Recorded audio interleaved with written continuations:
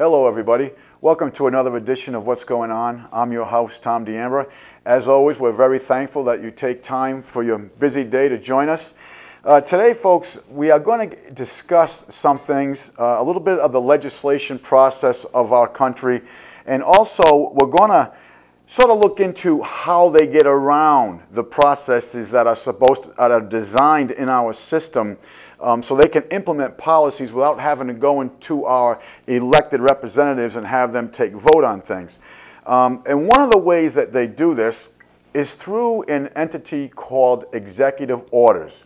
Now, some people will say, well, Tom, executive orders are constitutional. They absolutely are. But what is going on with executive orders is to understand where they've taken it, we have to understand the foundation of it, where it came from. Executive orders, folks, were designed in the de jure original Constitution, and they were designed so that the President of the United States, being the executor, could, in times of national emergency, delegate orders to federal employees. In other words, if George Washington, let's say, had a time of emergency and he felt that he needed to designate to federal employees a particular task that needed to be done, he could do that through executive orders. The Constitution gave him the right and the authority and the powers of delegation to do that. Now, it doesn't mean that the President of the United States could order something outside the boundaries of the Constitution.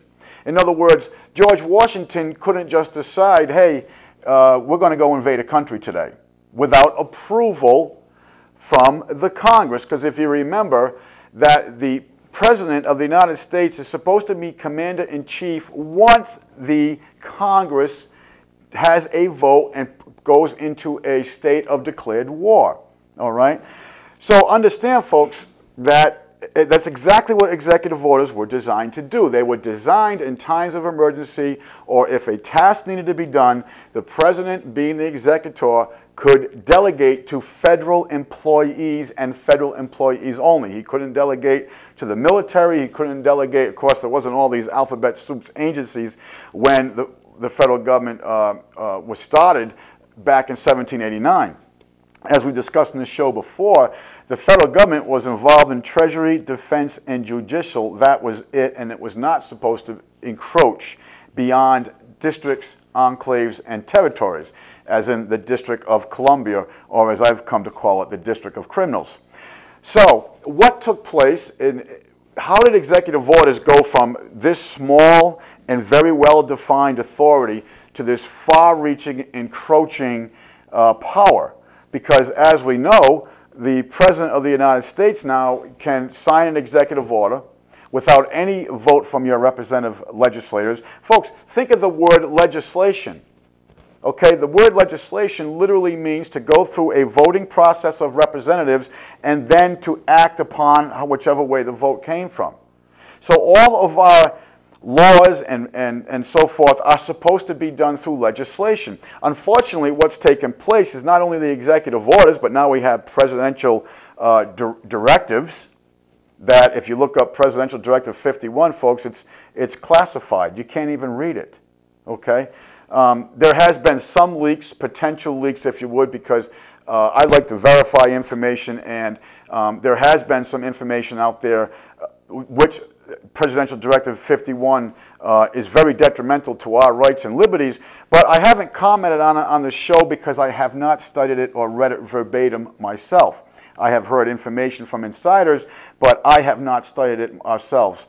So that's what executive orders are meant to do, okay? And while we're reading this list of executive orders, keep in mind that yes, it is constitutional, but it was constitutional only during times of emergency and only to federal employees.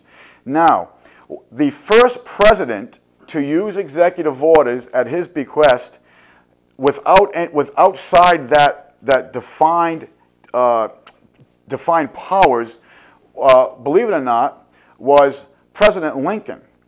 President Lincoln was the first president to actually use executive orders against the American people without any legislative process from the Congress.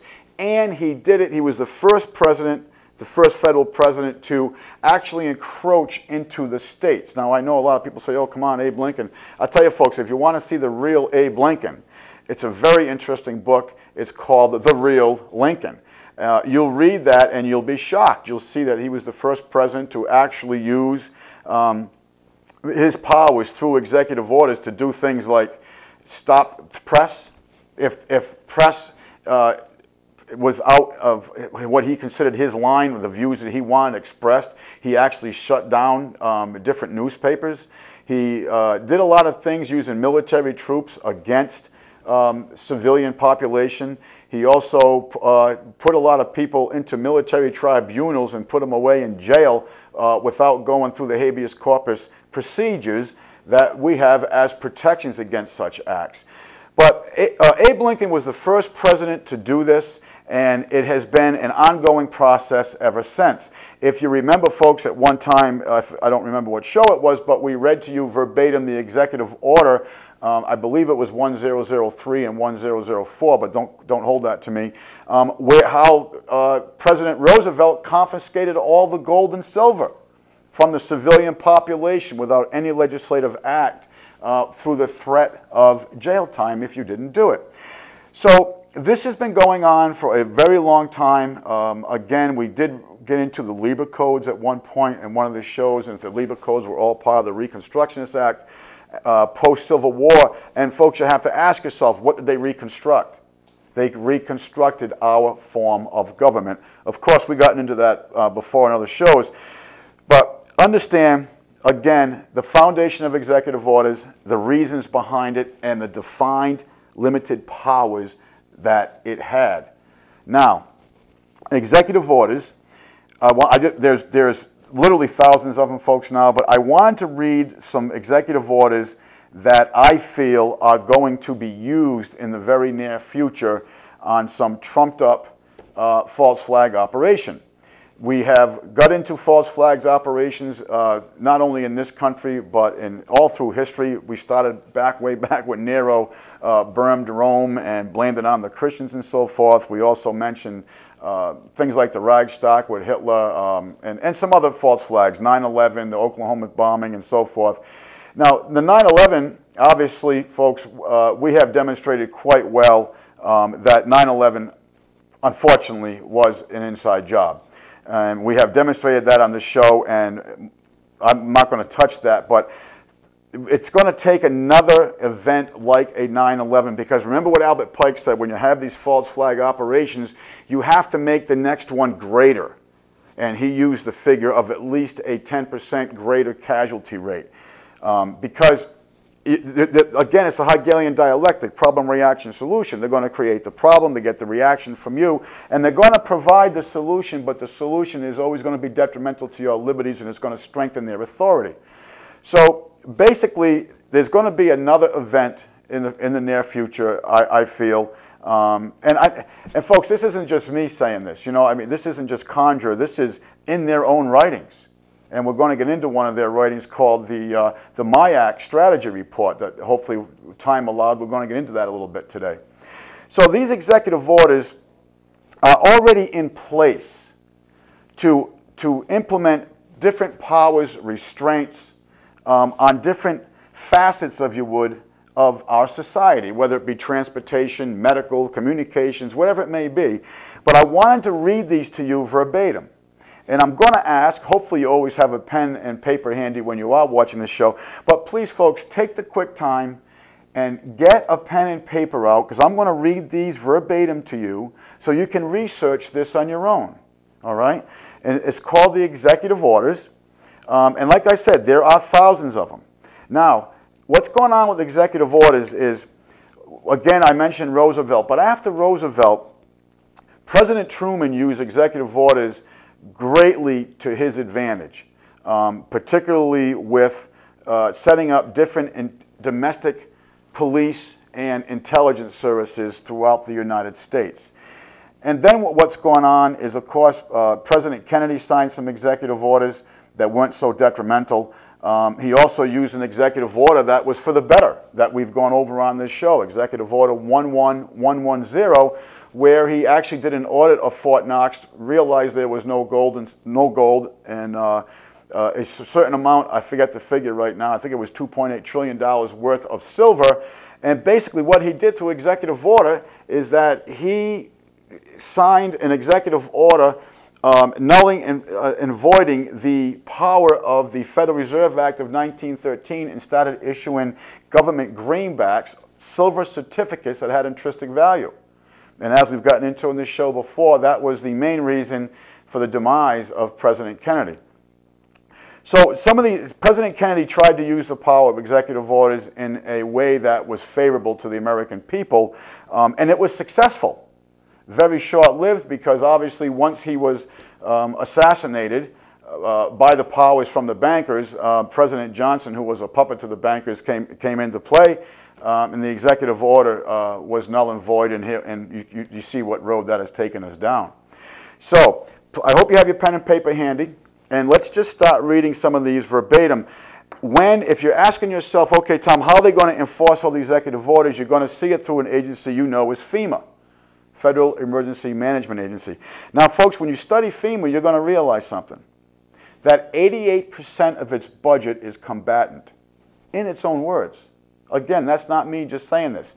In FEMA's own documentation, 88% of its budget is geared combatant, which to me says a lot about it. It's not a benevolent organization here to fill sandbags because you have a flood. I think Katrina demonstrated that quite well. They're very inapt at rescuing and helping American people. They're not geared for it. They're not trained for it. They are geared as a continuance of government in times that the government deems their existence is at risk. That's the mission of FEMA. It's just like when the state police came in the 30s in all the different states, that we read it verbatim to you on another show. What was the mission criteria of the various state police? And we read it verbatim. It was to protect and serve the existing political order. We all know, oh, the police protect and serve, more of the deception, more of the conditioning. You know, you might even see it on some of their doors now. You know, I don't know what area you're from, but I do know out in California and in Los Angeles, they used to say right on, to protect and serve. Folks, what is their mission criteria to protect and serve? The existing political order. But you think is to protect and serve you. But their mission criteria is to another entity. So these executive orders, the agency that is in charge of implementing and carrying out all these orders is FEMA. Again, 88% of their budget being combatant. Okay, so again, there's thousands of them. I'm just going to read, I think there's about 10 of them here. Executive Order number 10995. 10995. Seizure of all communications and media in the United States. Again, done. It's already sitting there waiting to be implemented. Executive Order 10997. That's 10997. Seizure of all electrical power, fuels, minerals, public and or private. Now, think of that. This is diesel, this is gasoline, this is electrical power. Now, they're not just saying electrical power from the mainstream electrical power. Folks, they can come on your property if you're off the grid. Say you have, whatever, solar, hydro, or wind. That's electrical power. I'm not going to read the language of these bills verbatim because they're quite lengthy, but having studied these executive orders, I can tell you right now, they can come on your property and seize that equipment that is producing electrical power for you. Okay? Power, fuels, and minerals. It doesn't matter what the power fuel is. You know, I do know some farmers that have portable gas tanks and diesel tanks on their land because they can buy it bulk and buy it a little cheaper. Folks, it's already set up. They can take that. Okay? Power, fuels, and minerals, both public and private. All right? Already set up. So in these first two, why do you think, folks, communications was the big one, the very first one? Let's think about that.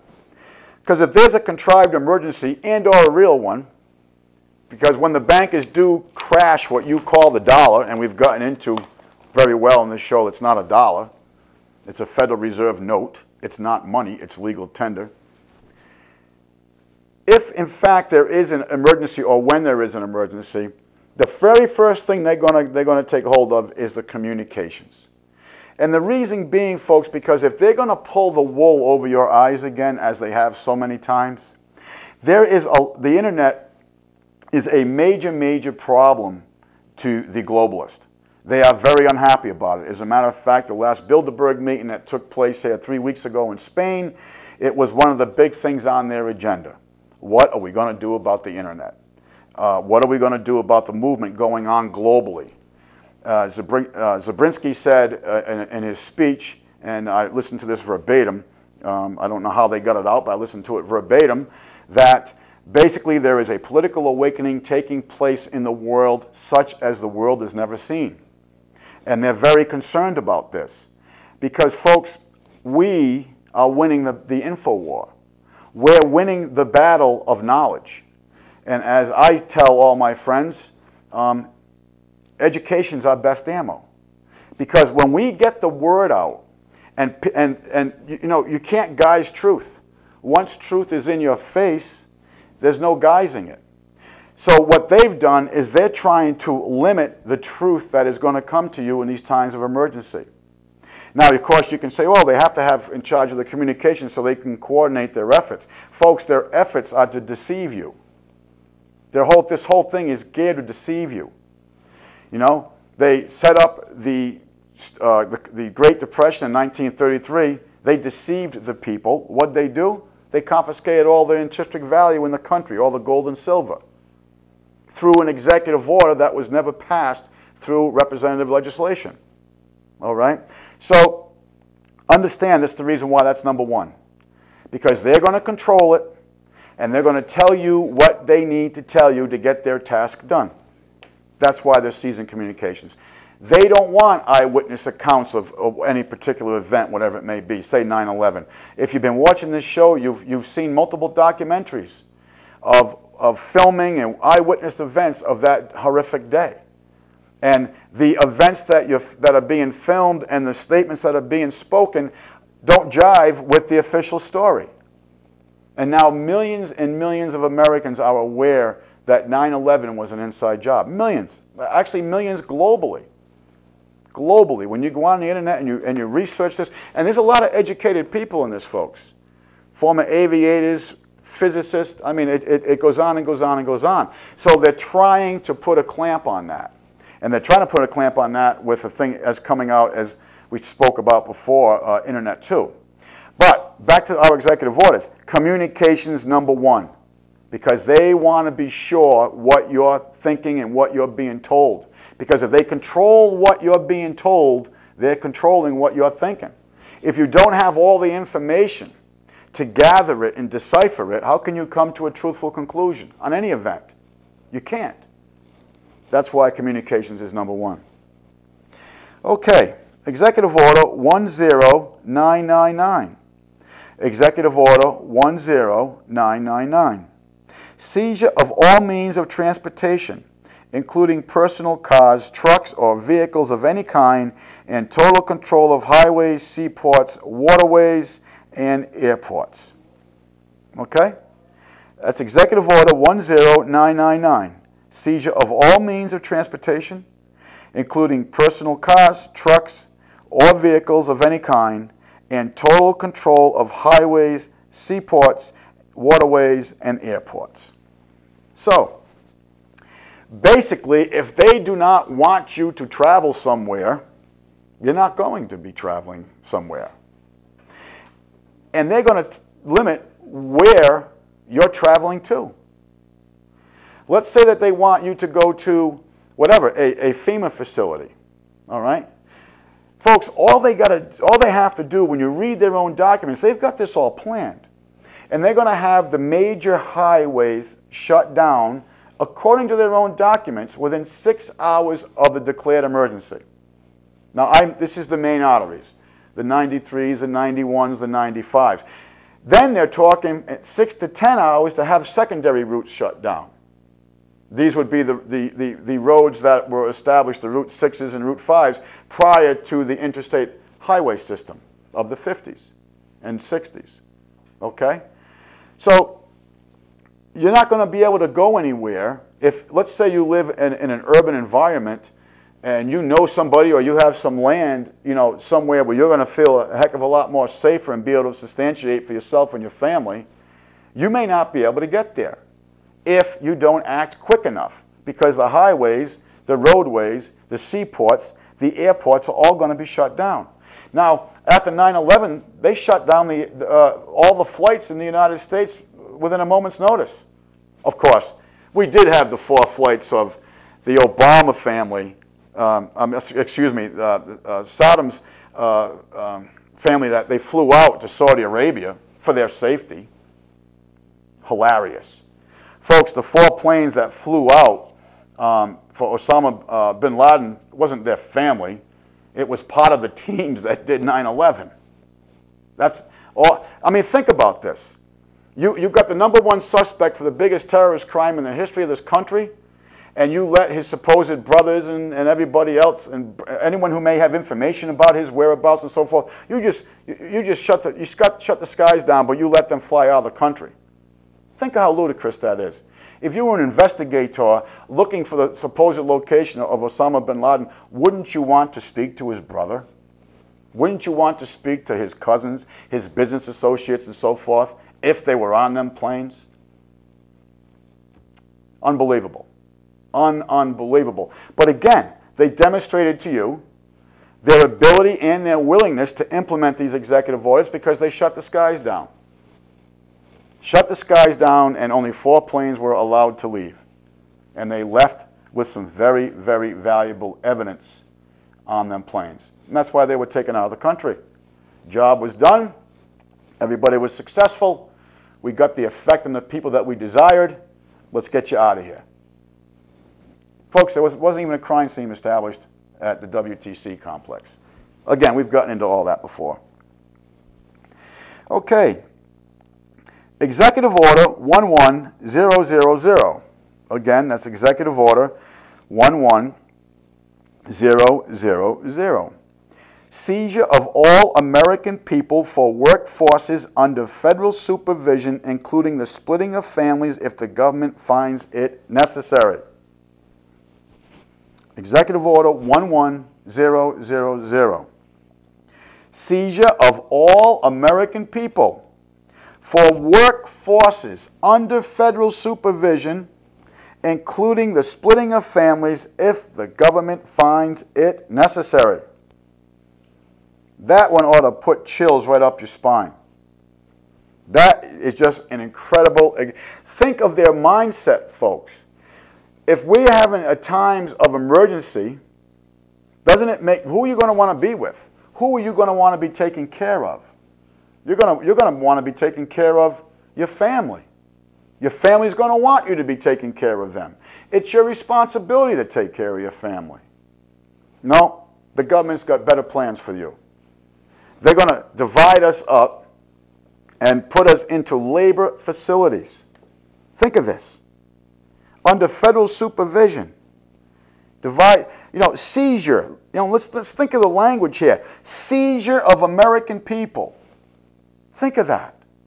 That should make the hair on your head stand up. Seizure of the American people. Are they asking you to go to these labor camps? Am I speaking of the United States of America? Am I speaking of Germany? Am I speaking of Russia? Who am I speaking of here? Seizure of the American people for workforces under federal supervision. Are they asking you to come? No. They're telling you at gunpoint. And folks, who's going to be watching your property? We've already got desperate people because we've got this desperate situation. Who's going to be watching your property? You think the cops are? You see what the cops did when Katrina hit New Orleans? I mean, I remember seeing it very, very well. There was uniformed police officers joining the looters. I remember it very well. I was shocked by it. Well, not really shocked. Not at all shocked. Actually, I was just like, it was like an example to me of, here we are. This is the level of commitment to a lot in law enforcement. I mean, these people were literally in uniform, breaking through the stores with looters, carrying things out. Incredible. Who's going to be protecting your property and your family if you're off to some work camp? Of course, your family's probably going to be off to a work camp too. And do they designate for talent, for education purposes? No, no, no, no, no. Seizure of all American people. Think of them words. You know, that's what took place in places like Cambodia, Germany, Russia, China, Tibet. Think of this is in their own writing, folks. Look it up yourself. Executive Order 11000. Look that up yourself. Please do. That's why I'm asking you to write these down. I want you to look these up. I want you to see what they have planned for you.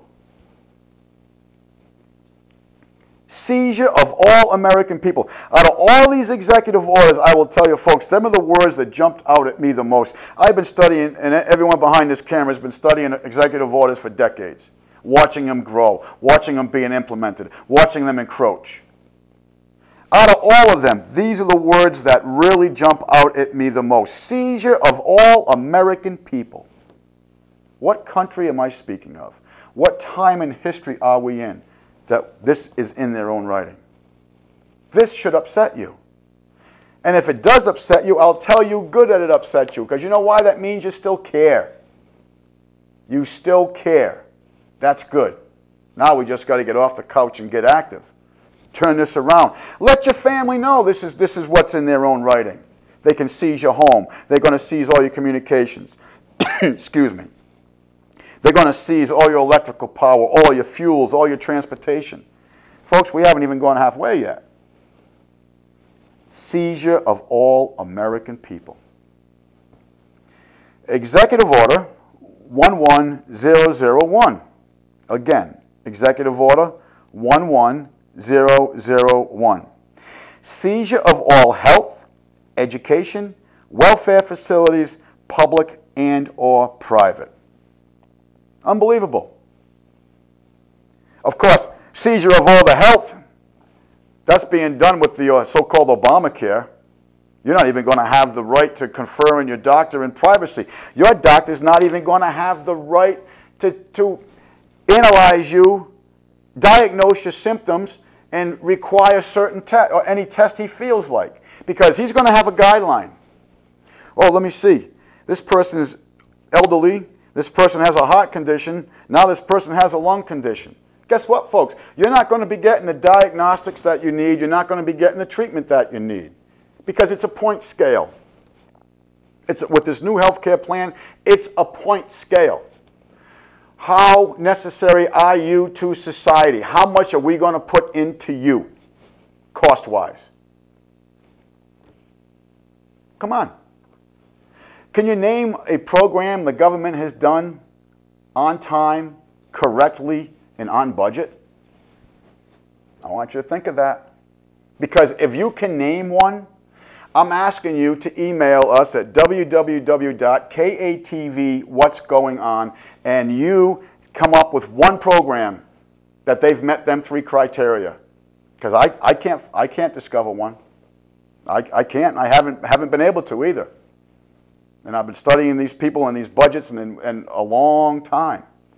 I don't know of one. Okay? So, seizure of all health. You trust the government who's putting SV40, cancer viruses in the vaccinations, mercury in the vaccinations, chemtrails in the skies, fluorination in the water, genetic modified food? You're going to trust this government with your health from A to Z, or as Hillary Clinton said, from cradle to grave? Education. Seizure of all education. It doesn't say education facilities. Seizure of all education, period. Of course, they own most of it now anyway. Look at the public school system. We spend more on it than any other industrialized country in the globe, but out of the 32 industrial nations, we're ranked 28th. And that's not by mistake, folks. They want you dumbed down. As we've said on this show before, please look up Charlotte Iserbyt, former Undersecretary of Education in the Reagan administration, and read her book, The Deliberate Dumbing Down of America. You'll be shocked to find out that your education system is controlled by foreign entities. UNESCO, United Nations Education, Scientific, Cultural Organization. That's who's controlling your education. Domestically, it's things like the NEA. But they're getting their marching orders from a foreign entity. See, again, back to the communications. They're going to control what you have for information to keep you thinking, to take you down the road they want. And they condition you through the education system. The education system, folks, is an indoctrination system. It's not an education system. It indoctrinates you. It keeps you in these borders. They don't want reasoning, thinking people. That's not what they're looking for. They want yes sir, no sir people. They want people who have the idea that, oh, you can't fight City Hall. What are you going to do? They don't want people that got backbones and courage. They don't want people searching for truth. They don't want people who can see what's in front of them and reason and come to a conclusion. No. They want people who are going to look at the TV, are going to be fed a bunch of garbage, they're going to chew it, swallow it, digest it, and act accordingly. That's what they're looking for. And I'll be honest with you folks, that's what they pretty much have. Really incredible. So, education. They're going to control all, they do, most of the education, but not facilities, education. And welfare facilities, both public and private. Well, obviously they control all the welfare facilities public. But what about the private organizations? The American Red Cross, the Catholic Relief, all the local agencies, even up here in northern Vermont.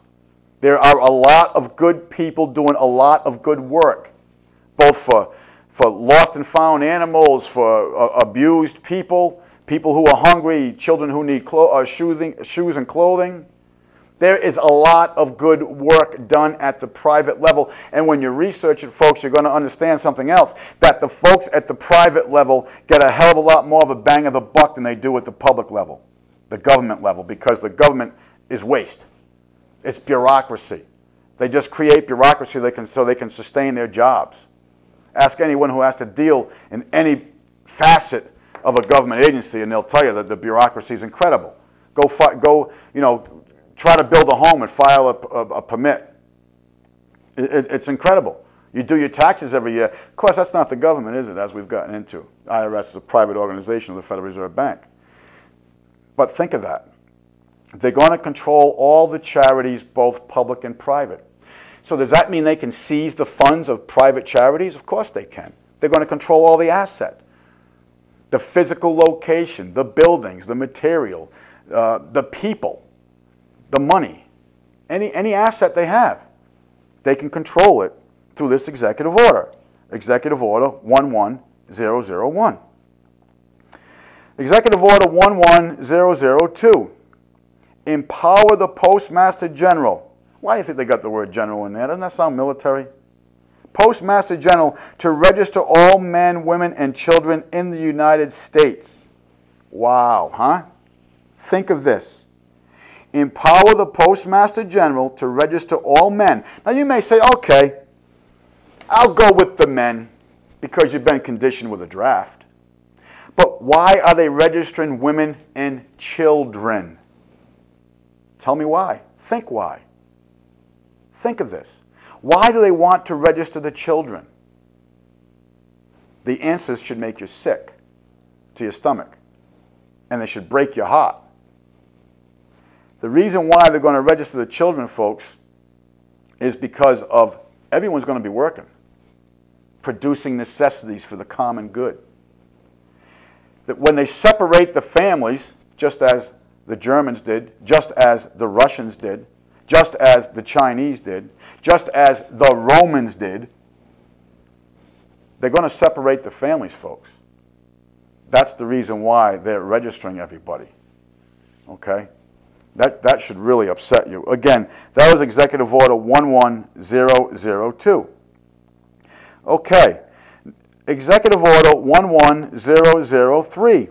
Seizure of all airports and aircraft, private and or public. They've already done this. We had a good demonstration of this during the inside job was 9/11. All right?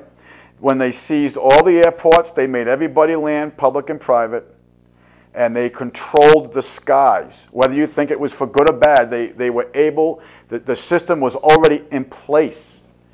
It was already at hand. They weren't reinventing the wheel here, folks. They were planning for this a long time. All right?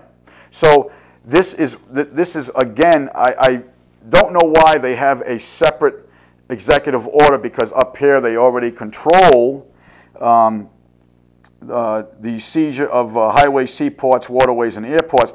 And I'm wondering if they made a separate one here because they didn't mention aircraft.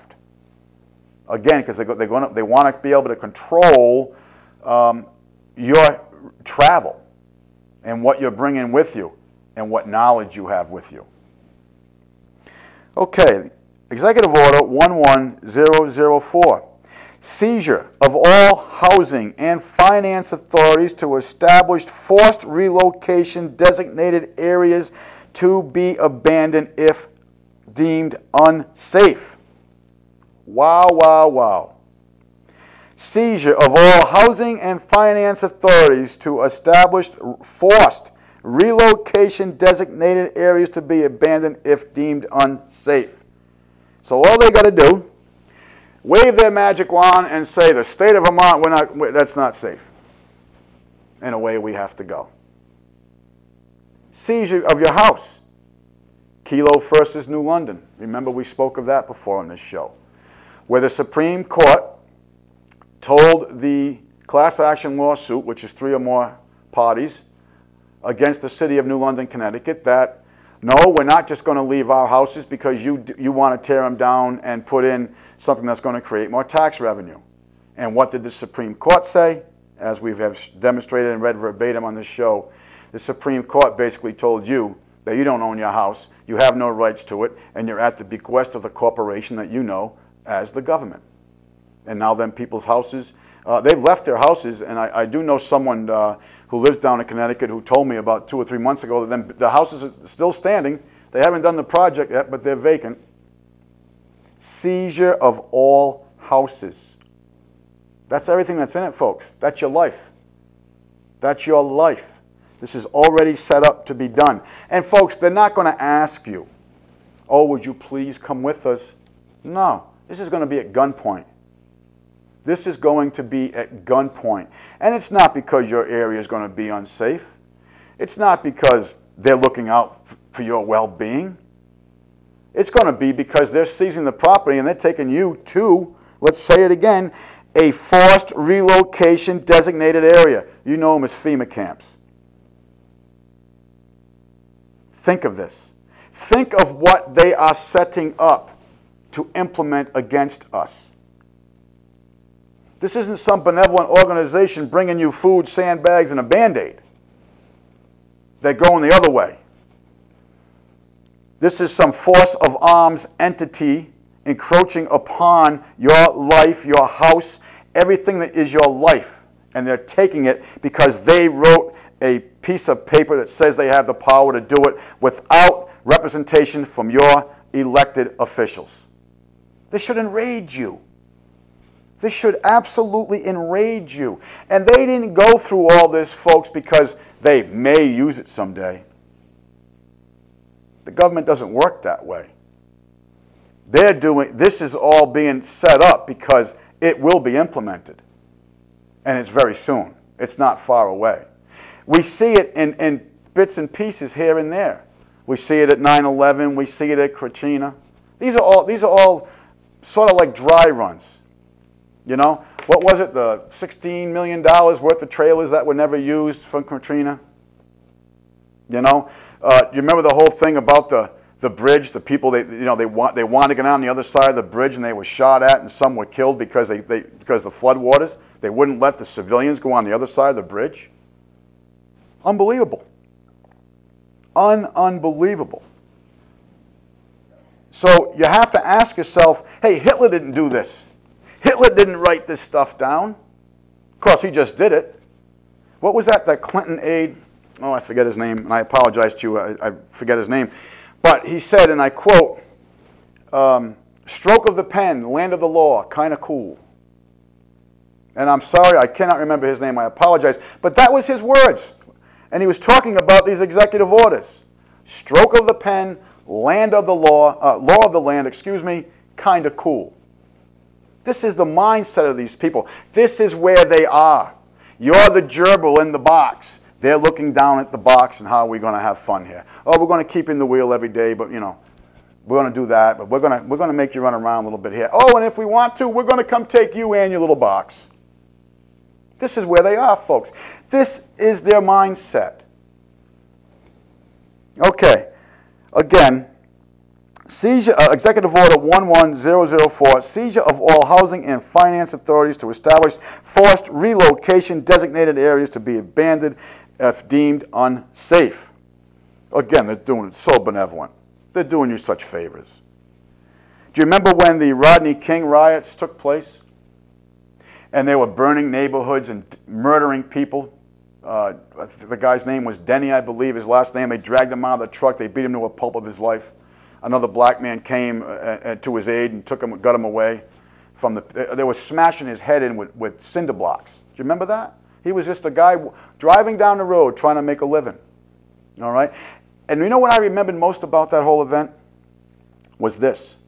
The Korean shop owners who refused to turn their guns in and stood there at their shop while the streets were burning, and the only building on that entire block that wasn't destroyed, guess what it was? That's right.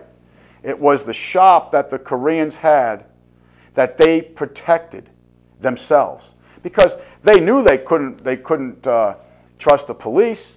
As a matter of fact, there was a lawsuit that came out of it. A woman was raped, stabbed, and left for dead by 11 rioters. And I remember this. Matter of fact, so I want to go back, folks, and find this. It's a very brutal case. But anyway, we'll do this some future show. But she wound up taking the Los Angeles Police Department to court, and she sued them because they failed to protect her. And the court said, and I quote, I remember this verbatim, the police are under no obligation to protect the public.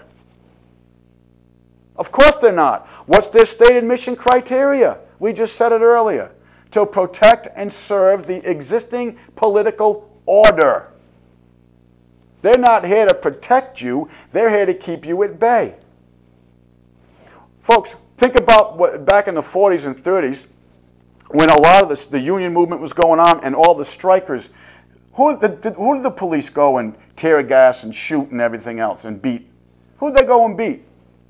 Was it the corporates or was it the working man? Was it the elite or was it the middle class, lower class of the economic ladder? Sums it up. Of course it wasn't the corporates. They were taking orders from the corporates because the corporates were calling their bosses, the mayor, the governor, whomever, and telling them, break this up, get this done. They weren't burning buildings.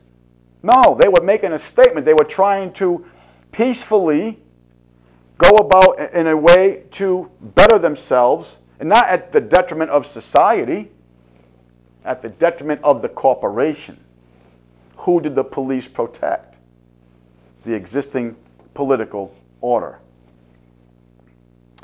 Now, seizure of all housing, and think of this, of all finance authorities.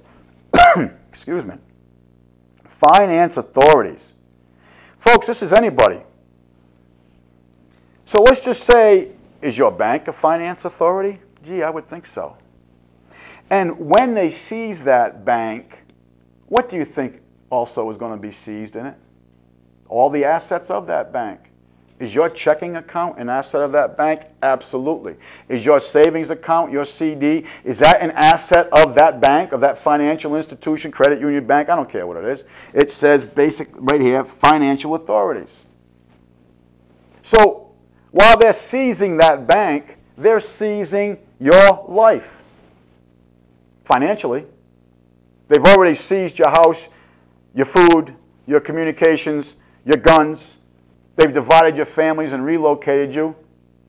Now, they've got it set up that they're going to seize financial authorities to establish what? Forced relocation designated areas, and again, you know them as FEMA camps. So, not only are they going to do this, but they're going to seize your funds to do it to you. As always, we pay for our own demise. We labor every day for our own demise, and we do not stand up. We don't say we're not participating. We're not doing this. So when they seize the banks, and don't say, oh, they won't seize the banks. Folks, they did it with the National Banking Holiday Act. Beautiful name, isn't it? Excuse me. National Banking Holiday Act. What'd they do? They shut the banks down, confiscated all the intrinsic value out of your money system, and now we're in debt, trillions and trillions of dollars. The last estimate that I wrote was $71 trillion, and that includes the obligatory debt, Medicare, Medicaid, Social Security, and so forth. And now they're going to take over the healthcare system. How far are we going to go? I'm going to tell you how far we're going to go, folks. We're going to go as far as when the private bank, the Federal Reserve, says that no more credit and the whole thing goes tumbling down. That's how far we're going to go. Because all they have to do to create complete havoc in every city in this country is stop the welfare checks. If the Federal Reserve private bank says, private foreign bank says, insolvent corporation, United States federal government, we are no longer going to issue you credit. You can no longer, because you're insolvent to these people, you can no longer operate. Think of this, folks. What do you think will happen in every city in this country when they stop the welfare checks? Folks, look what happens when the electricity goes off. If the electricity goes off in a section of the city, look what happens. Can you imagine if they cut the money, the checks to everyone? You've got people, families, generations, decades on public subsidies. Go ahead and stop that and you watch what happens. You watch what happens. There will be their reasoning to shut it all down because it'll be complete anarchy. And that's all they have to do. Again, with a pen. With a pen. That's all they have to do. Okay. So after they take your money in the banking institutions, now what's going to happen is we're going to be wind up in forced relocation designated areas. Again, you know them as FEMA camps. Don't say they're not FEMA camps. Go on the internet and punch in REX84. REX84. Punch that in. You will see that we've been funding and building these camps in this country since 1984. All right? Don't say they're not here. Punch in, Google FEMA camps. You'll be shocked. Or better yet, folks, go back a couple of shows that we have done with documentaries, and we have taken you to some of the FEMA camps. Inside the FEMA camps. Underground in the FEMA camps. This isn't... John Ashcroft, the former Attorney General of the United States, called them internment camps, which is an acknowledgement that they exist. They're not even trying to hide it no more, folks. You know, back in the 80s, they tried to hide it. All right? Now, that's what they're doing. So we have these FEMA camps, and most of them are on former military facilities.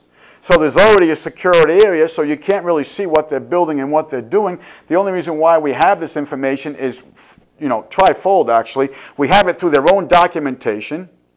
We have it through their own budget allowance. That's what REX84 did. REX84 actually established funds for the building of these facilities. and we have it from people who have literally worked on them, working on them through inside information, footage, and the rest of it. This should appall you. It should appall you.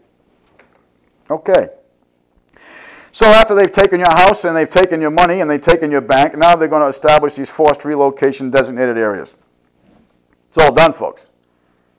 It's just a matter of them saying, we initiate these executive orders. Okay. Executive Order 11005. Seizure of all railroads, inland waterways, storage facilities, public and or private. Seizure of all railroads, inland waterways, storage facilities, public and or private. Again, that's Executive Order 11005. Think of that. So, storage facilities. Folks, even if you have one of them rental storage facilities, a little 8x8 areas, whatever they are, 10x10, whatever they are, is that a storage facility? I can guarantee you in their eyes it is.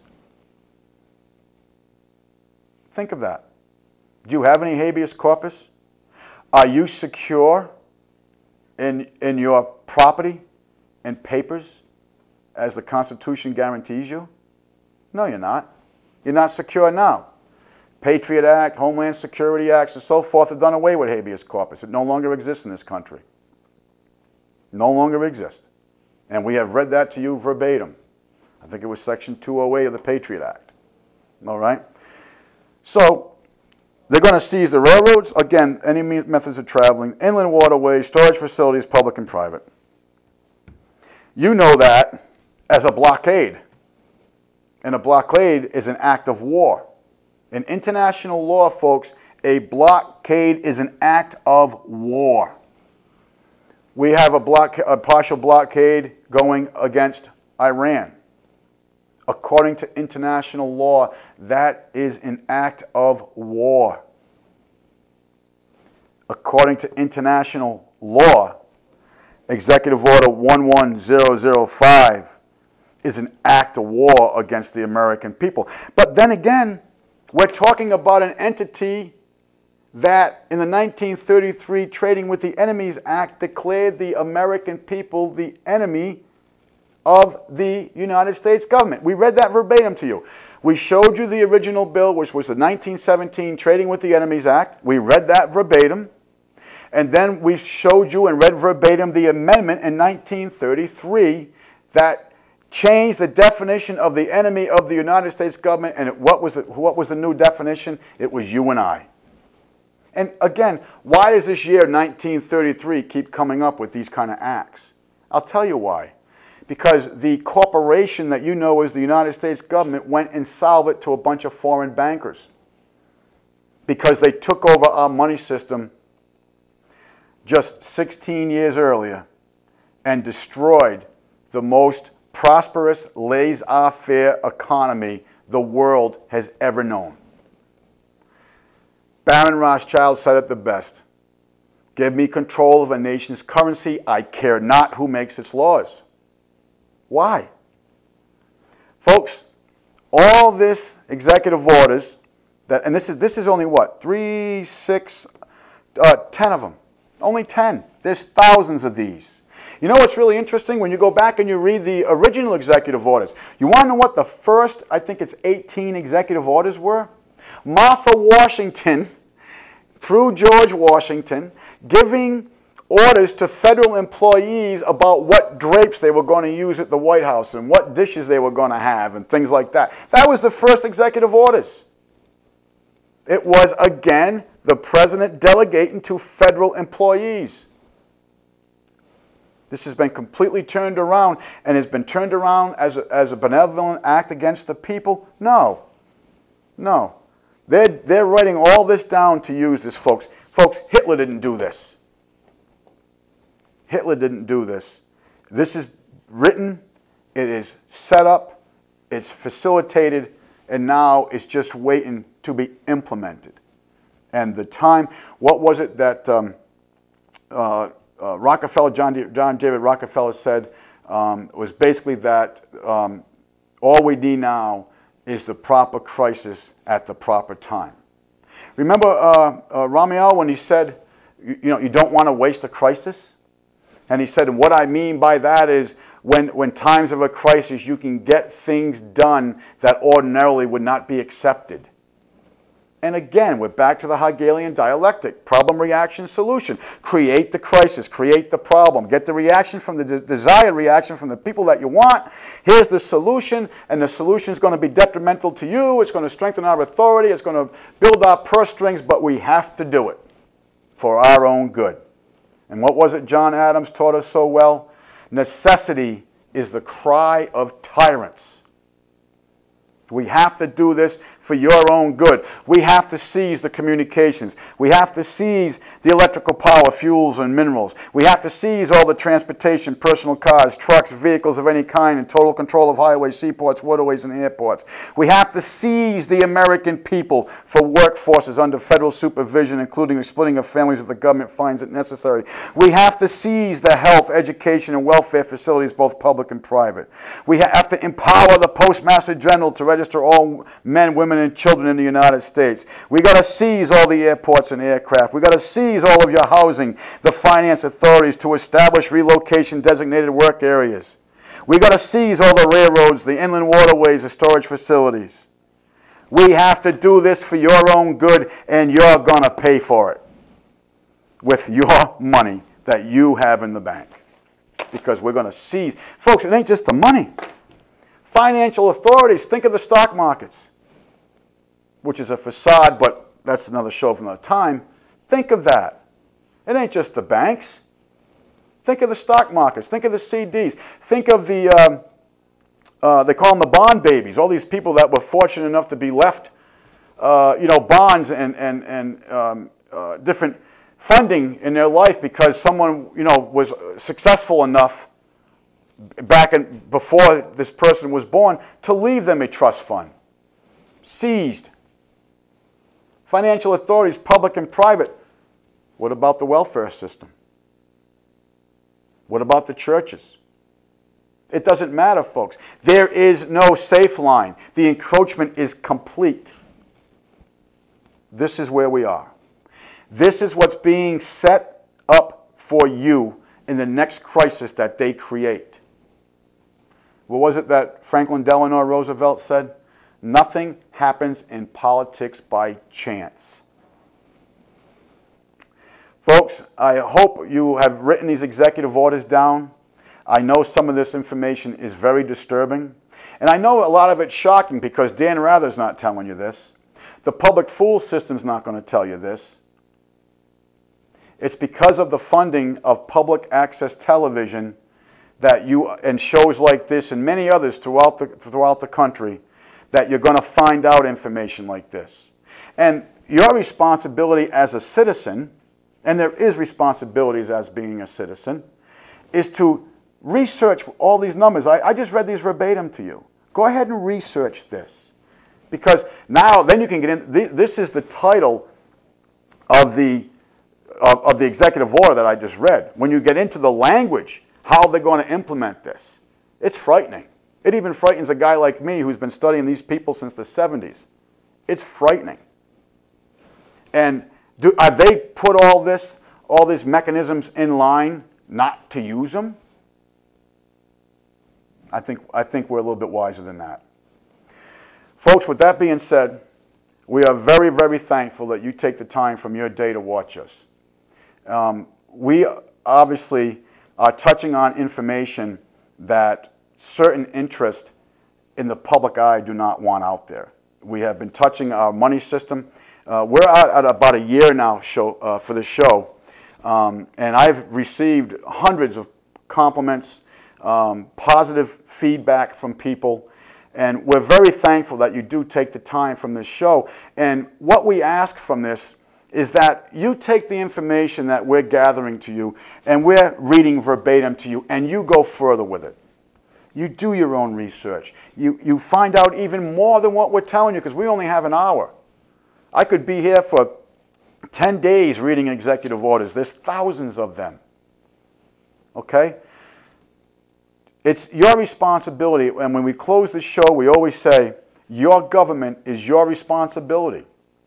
Folks, the reason why we are in this predicament, the reason why a private foreign bank controls our money system and the American people are not even aware of it, is because we have become apathetic, and we've become apathetic because we've left our liberty to others.